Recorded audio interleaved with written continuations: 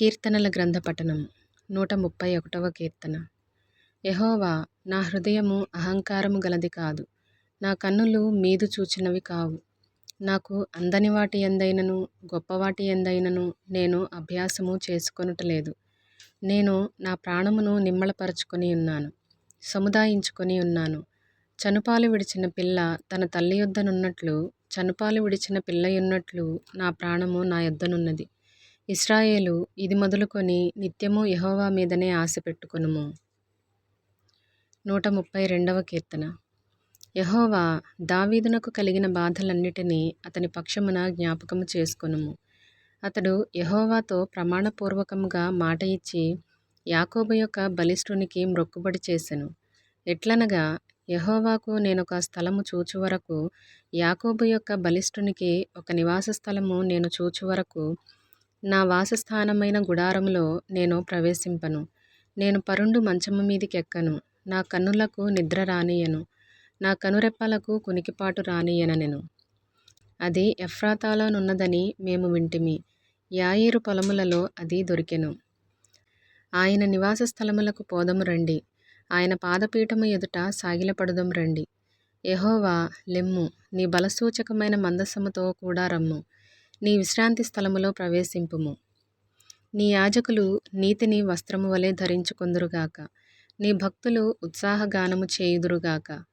నీ సేవకుడైన దావీదు నిమిత్తము నీ అభిషిక్తునికి విముఖుడవై ఉండకుము. నీ గర్భఫలమును నీ రాజ్యము మీద నేను నియమింతును. నీ కుమారులు నా నిబంధనను గైకొనిన ఎడల, నేను వారికి బోధించు నా శాసనమును వారు అనుసరించిన ఎడల, వారి కుమారులు కూడా నీ సింహాసనము మీద నిత్యము కూర్చుందురని యెహోవా సత్యప్రమాణము దావీదుతో చేసెను. ఆయన మాట తప్పనివాడు. యెహోవా సీయోనును ఏర్పరచుకొని ఉన్నాడు, తనకు నివాస స్థలముగా దానిని కోరుకొని ఉన్నాడు. ఇది నేను కోరిన స్థానము, ఇది నిత్యము నాకు విశ్రమ స్థానము. ఇది నేను కోరుకొనిన స్థానము, ఇది నిత్యము నాకు విశ్రమ స్థానముగా నుండును. ఇక్కడనే నేను నివసించెదను.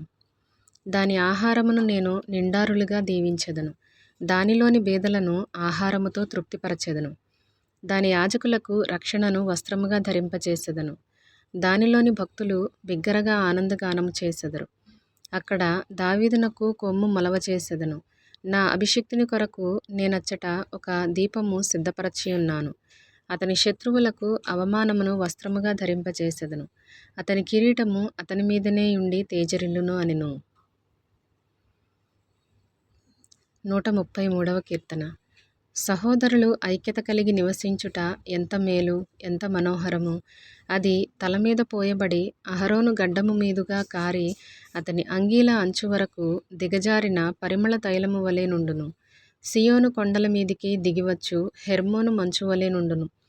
ఆశీర్వాదమును శాశ్వత జీవమును అచ్చట నుండవలెనని యెహోవా సెలవిచ్చి ఉన్నాడు. 134వ కీర్తన. యెహోవా సేవకులారా, యెహోవా మందిరములో రాత్రి నిలుచుండు వారలారా, మీరందరూ యెహోవాను సన్నుతించుడి. పరిశుద్ధ స్థలము వైపు మీ చేతులెత్తి యెహోవాను సన్నుతించుడి. భూమి ఆకాశములను సృజించిన యెహోవా సియోనులో నుండి నిన్ను ఆశీర్వదించునుగాక. 135వ కీర్తన. యెహోవాను స్తుతించుడి, యెహోవా నామమును స్తుతించుడి. యెహోవా సేవకులారా, యెహోవా మందిరములో మన దేవుని మందిరపు ఆవరణములలో నిలుచుండు వారలారా, యెహోవాను స్తుతించుడి. యెహోవా దయాళుడు, యెహోవాను స్తుతించుడి. ఆయన నామమును కీర్తించుడి, అది మనోహరము. యెహోవా తన కొరకు యాకోబును ఏర్పరచుకొనెను, తనకు స్వకీయ ధనముగా ఇశ్రాయేలును ఏర్పరచుకొనెను. యెహోవా గొప్పవాడనియు మన ప్రభువు సమస్త దేవతల కంటే గొప్పవాడనియు నేనెరుగుదును. ఆకాశమందును భూమి యందును సముద్రముల యందును మహాసముద్రములన్నిటి యందును ఆయన తనకిష్టమైనదంతయు జరిగించువాడు. భూదిగంతముల నుండి ఆవిరి లేవచేయువాడు ఆయనే. వాన కురియునట్లు మెరుపు పుట్టించువాడు ఆయనే. తన నిధులలో నుండి గాలిని ఆయన బయలు వెళ్ళచేయును. ఐగుప్తులో మనుషుల తొలిచూలులను పశువుల తొలిచూలులను ఆయన హతము చేసెను. ఐగుప్తు నీ మధ్యను ఫరో ఎదుటను అతని ఉద్యోగస్తుల ఎదుటను ఆయనే సూచక క్రియలను మహత్కార్యములను జరిగించెను. అనేకులైన అన్యజనులను, బలిష్ఠులైన రాజులను ఆయన హతము చేసినవాడు. అమోరీయుల రాజైన ఓగును హతము చేసెను. కనాను రాజ్యములన్నిటినీ పాడు చేసెను.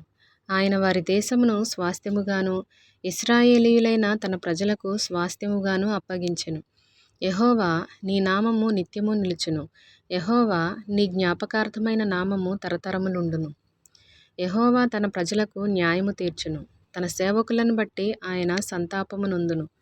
అన్యజనుల విగ్రహములు వెండి బంగారువి. అవి మనుషుల చేతి పనులు.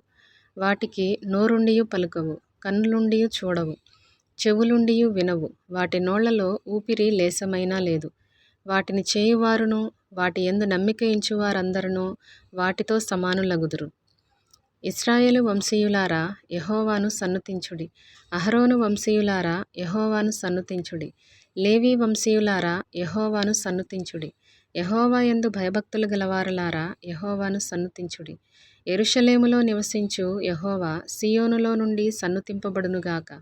యెహోవాను స్తుతించుడి.